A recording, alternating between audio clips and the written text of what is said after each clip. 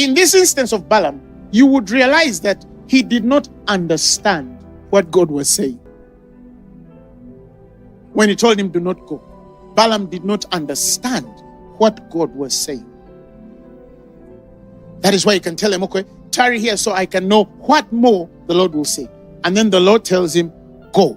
But only the words that I said to you, you shall say.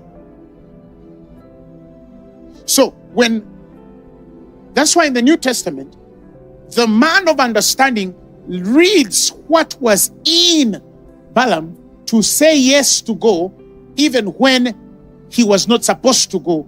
And he says there was a level of understanding. He says that the talking donkey had to stop the madness of the prophet.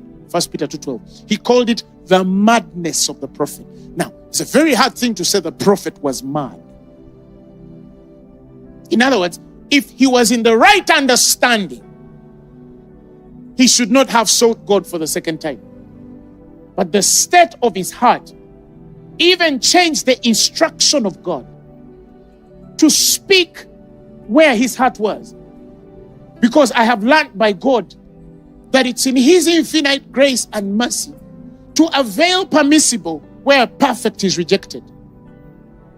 When you say, I have rejected the perfect will of God, his perfect will, he will give you permissible.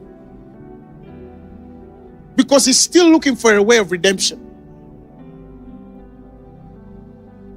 But because it is permissible, it is not,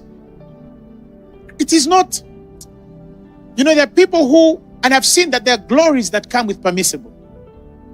There is a grace that pursues permissible. I've allowed it even though I don't want it. But I cannot go against your heart. Because even in rebellion, there is still a donkey willing to serve its master. Why didn't God blind the eyes of the donkey? Prevenient grace. It's available even with those which are functioning under the permissible will of God, who are not under the perfect.